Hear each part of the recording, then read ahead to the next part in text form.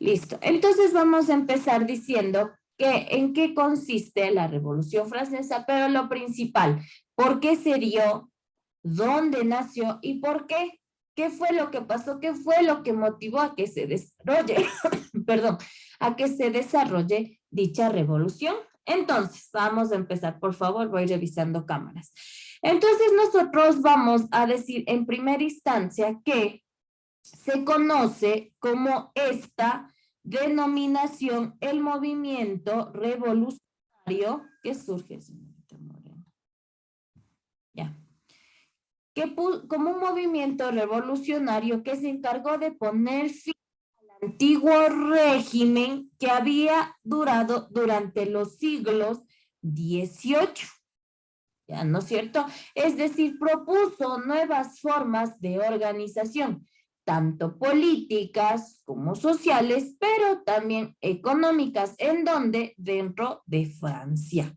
Listo. También nosotros vamos a decir que con esta revolución, vamos, que con esta revolución también, ¿qué es lo que se busca? Con esta revolución, el mundo empieza a basarse en ciertos principios. ¿Cuáles son estos principios? En el de la libertad y en el de la igualdad. Vamos, de lectura, señor Mora, tenga la bondad. Muchos factores incidieron en la revolución. Hasta cierto punto, el régimen monárquico sucumbió a su propia rigidez en un mundo cambiante. También influyeron los surgimientos de una clase burguesa que cobraba cada vez mayor relevancia. El descontento de las clases más bajas y no menos importante, la expansión de las nuevas ideas liberales que surgieron en esta época y que se conoce como la Ilustración.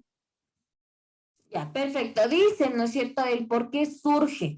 ¿Por qué surge todo esto? Porque la gente ya estaba cansada de todo los abusos que se estaban cometiendo dentro de esta época. Entonces es por eso que nosotros decimos que el último cuarto del siglo XVIII se caracteriza específicamente por los múltiples cambios políticos que ocurrieron. Y por eso dice que estos cambios políticos que ocurrieron se les debe en gran parte a este movimiento de la Ilustración. Recuerde que la Ilustración era un movimiento en el cual le enseñaba al hombre a pensar, ¿no es cierto? En el cual que ya le decía que debe sacudirse ante tantos atropellos, ¿no es cierto? De hecho, nosotros no se olvide que dentro de la Ilustración incluso se dieron grandes avances dentro de la ciencia y surgió ahí un librito. ¿Cuál era el libro que surgió ahí? ¿Qué libro? ¿Qué libro? ¿Quién me dice? Que tenía todos los contenidos de ciencia, albergaba todas estas cosas. ¿Quién me dice cómo se llamó ese librito? ¿Quién me dice cómo se llamó? ¿Quién me dice? Vamos, acuérdese. La enciclopedia. Correcto, nombre. Lore. Lore, perfecto. La enciclopedia, que nosotros habíamos dicho que era ¿qué cosa? Que era un diccionario que se encontraba compuesto por ¿cuántos volúmenes? ¿Quién me dice?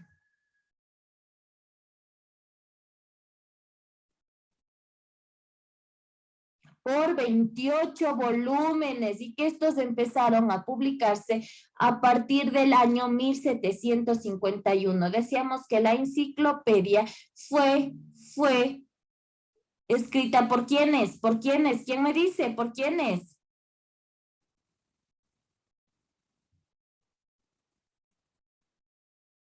Por Diderot y de Alembert. Por favor, estamos dormidos. Vamos, estamos dormidos, despierte. Entonces nosotros decimos que para darse este movimiento, para generarse esta revolución, se toma en cuenta todo lo que surgió dentro de la Ilustración, ¿no es cierto? Vamos. Pero nosotros, cabe resaltar, dice, ¿dónde surgió? Aquí pondrme atención en lo que le voy a decir. Nosotros ya sabemos que la Revolución Francesa en sí es un conflicto social, pero cabe resaltar que esta revolución en sí, la verdadera revolución surgió por primera vez dentro de las colonias inglesas de Norteamérica, cuando se da la independencia de las 13 colonias. Hasta ahí, ¿estamos claros? ¿Sí? Ese sería como un antecedente a la Revolución Francesa. Vamos. A ver. De lectura, señor Llanos. La Revolución Francesa fue un conflicto social y político con diversos periodos de violencia. No le escuchamos, señor Llanos. Barahona, Barahona. ¿Dónde? La Revolución Francesa fue un conflicto social y político con diversos periodos de violencia que convulsionó Francia y, por extensión de sus implicaciones, numerosas otras naciones de Europa entre 1789 y 1999, enfrentando a partidarios y opositores del sistema denominado del antiguo régimen. Ya, perfecto. Como ya le dije, esta situación empieza a darse un azote dentro de lo social. Y ahora vamos a conocer las causas, dice. Toda revolución va a tener causas políticas, causas sociales y causas económicas. Y también la revolución francesa también las tuvo. De lectura, señor García. Dice,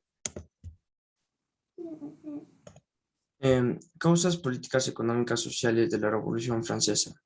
Las principales causas fueron la incapacidad de los gobernantes para hacer frente a los problemas del Estado, la indecisión de la monarquía. Los factores económicos anteriores a la Revolución también jugaron un papel muy importante, comenzando por las periódicas crisis económicas que fueron motivadas por las batallas llevadas delante por Luis IV, sí, la 14avo, la mala administración de Luis XV, todos estos 15, dicen, todos estos acontecimientos terminaron con la paciencia de todos los que llevó a que el 14 de julio de 1789 más de 40,000 personas tomaron la Bastilla, decidido a atacar el Estado desde sus mismas estructuras y revertir el orden social. Ya, aquí hay algo muy importante que decir. Verá, nosotros dentro del aspecto político, porque aquí ya nos estamos enfrascando dentro de lo político. Dentro de lo político se desata, ¿por qué? Porque dentro de esta época el régimen imperante, lo que estaba imperando aquí era que la monarquía absoluta, es decir, que aquí existía mucho el despotismo y la arbitrariedad. Es decir, que el rey ejercía el poder total, el poder absoluto de todo. Su persona se encargaba de ejercer todos los poderes del Estado. Es decir, se llama absoluta, ¿por qué? Porque en el poder él mismo se encargaba de ¿qué? Elaborar leyes, él mismo aprobarlas y él mismo sancionar. Entonces estaba centrado en él los poderes legislativo, ejecutivo y judicial. Señor Mora, su cámara, por favor. Entonces, ese también es una causa política en lo que las personas dicen, a ver, no, ya estamos cansados de esto. Recuerde que aquí toma como referencia a la ilustración. ¿Por qué? Porque surgieron personas muy importantes que sugerían que se genere la separación de los poderes. ¿Quién era esta persona que sugería? Incluso tuvo una obra muy importante que decía el espíritu de las leyes. ¿Quién fue? ¿Quién fue? Rousseau proponía que se debe generar la separación de los tres poderes, en ejecutivo, legislativo y judicial. Es decir, que no debería estar centrado dentro de una sola persona. Entonces, como causa política tenemos esto, ¿no es cierto? En primera instancia, que la monarquía absoluta. Y todo esto trae consigo la famosa toma de la Bastilla, que era una cárcel, ¿no es cierto? Cuando se toman esta cárcel, es como muestra que, a decir que están, perdón, hartos de aquellos sometimientos, hartos de tanta arbitrariedad. Vamos por acá. A ver, nos vamos aquí mismo, nos tenemos que quedar. Vamos. Otra de las causas, también nosotros vamos a decir que también fue la ilustración, también fue algo como que les ayudó a todas, a todas este grupo de personas a sacudirse, ¿no es cierto? Es decir, que buscaran derrumbar el poder que tenía la burguesía. Hasta ahí. ¿Estamos claros?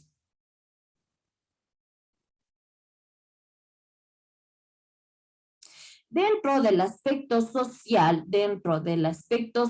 nosotros vamos a decir que la sociedad francesa ya se encontraba dividida en estratos sociales o en clases sociales, en tres clases sociales o estados, ¿no es cierto? Es decir, se dividía en el clero, la nobleza y el estado. Las dos primeras, es decir, el clero y la nobleza, eran los privilegiados. ¿Por qué? Porque ellos no pagaban ningún tipo de impuesto.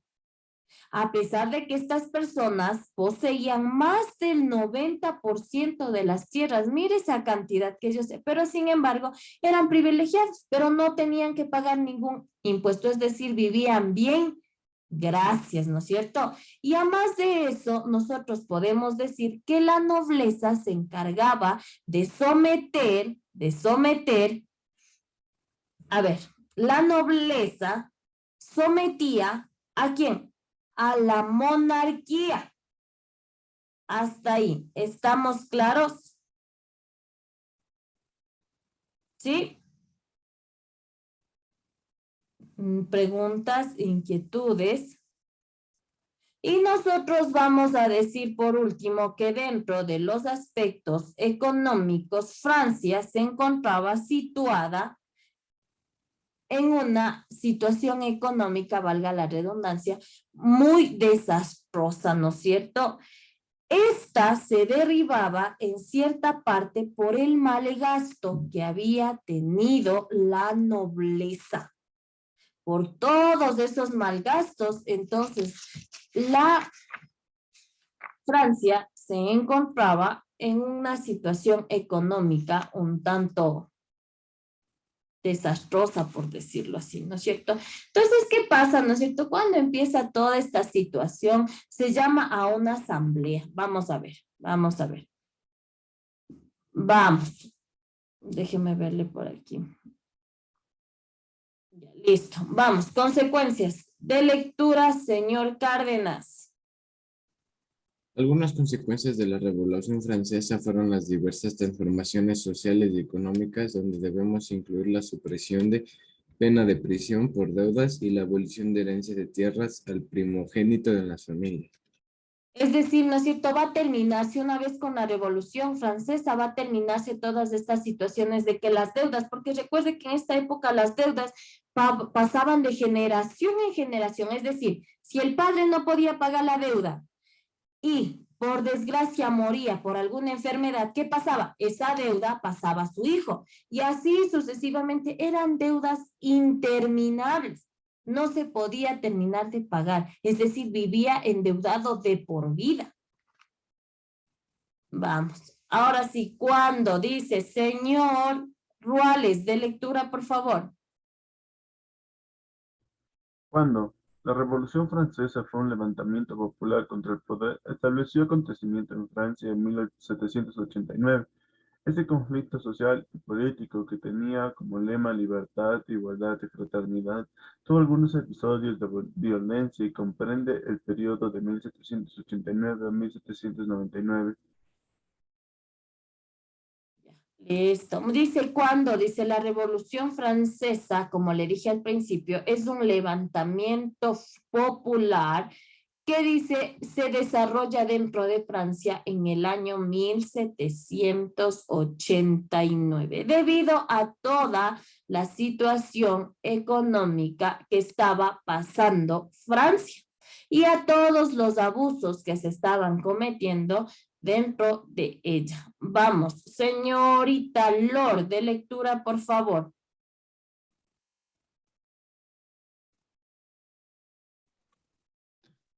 Como con diversos periodos de violencia que convulsionó Francia y por extensión de sus implicaciones a otras naciones de Europa que enfrentaban a partidarios y opositores del sistema conocido como el antiguo régimen. Se inició con la autoproclamación del Tercer Estado como Asamblea Nacional en 1789 y finalizó con el golpe de Estado de Napoleón Bonaparte en 1799. Haré las clases. A ver, entonces verá, aquí nosotros, antes de llegar a este puntito, verá, durante esta crisis que está viviendo Francia, que es una crisis económica, ¿qué es lo que pasa con el rey? En ese entonces, el rey Luis XVI. ¿Qué pasa? Este rey lo que hace es convocar a una asamblea nacional.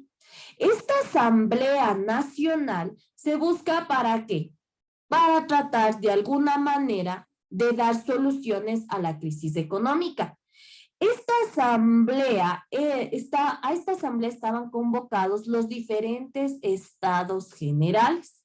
¿Y qué eran los estados generales? Los estados generales eran una especie de ¿qué cosa? De parlamentos o asambleas constituidas específicamente por representantes netamente de la nobleza, del clero y del estado llano.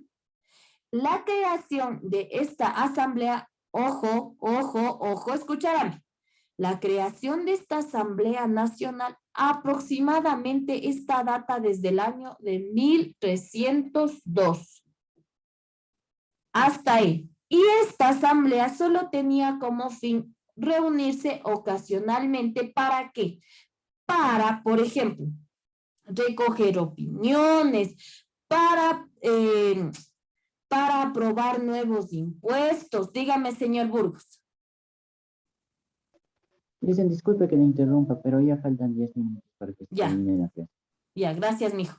Entonces, decimos que esta asamblea, Luis XVI, lo que hace es dice, ya bueno, y ahora ¿cómo solvento todo esto? Convoca dicha reunión, pero vea cuál es la solución que da esta asamblea, simplemente aumentar más impuestos a los impuestos que ya existían, lo cual es un detonante total.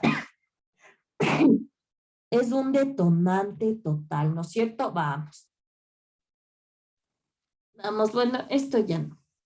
Nos vamos a quedar por aquí. Vámonos, ¿qué cambio necesito? Ahí necesito que nos quedemos. Entonces nosotros vamos a decir que aquí teníamos la aparición del señor Napoleón Bonaparte, ¿no es cierto? ¿El que hacía Napoleón Bonaparte? Lógicamente quería que propagar nuevas ideas revolucionarias y llevar ¿qué? A la abolición, ¿no es cierto?, de todo tipo de sometimiento. Entonces, dicho esto, nosotros diríamos que el fin de la monarquía y de la instauración de una nueva república, entonces se da el 10 de agosto de 1792, donde ¿qué pasó? Aquí el rey quedó eliminado de todo, es decir, se eliminan ya las monarquías y en su lugar se proclaman las nuevas repúblicas. El rey pasa a ser procesado, juzgado por alta traición y que es condenado a morir a la guillotina. el 21 de enero de 1793. Con la muerte de Luis XVI se da el fin de la monarquía absoluta y se instauran las nuevas repúblicas. Hasta ahí. ¿Estamos claros? Y bueno, con esto la Revolución Francesa trae nuevos cambios. Por ejemplo, el cambio completo de una constitución a otra, es decir, ya deja de centrarse todo en manos de uno, ya dejan de privilegiarse unos pocos. La modificación desde una constitución ya existente, ¿no es cierto? Es decir, que empiece a favorecer a todos. Un cambio social, dice, en la estructura del poder o la organización que toma lugar en un periodo relativamente corto, ¿no es cierto? Aquí cuando nosotros decimos esto, ya se da la separación de los poderes, ¿no es cierto? De los tres poderes, el legislativo, el ejecutivo y el judicial. Algo que me falta por decir aquí es que la Revolución Francesa se basó en tres ideas. ¿Cuáles eran estas tres ideas en las cuales se basa la Revolución Francesa? Liberté, confraternité, igualité. Son las tres ideas fundamentales que tiene la Revolución Francesa. Dicho esto, y si no existen dudas, no existen preguntas, no existen inquietudes, entonces pues damos por terminada la clase del día de hoy. ¿Sí? ¿Dudas, preguntas, inquietudes? Sí, de esta manera hemos cerrado ya el bloque de historia.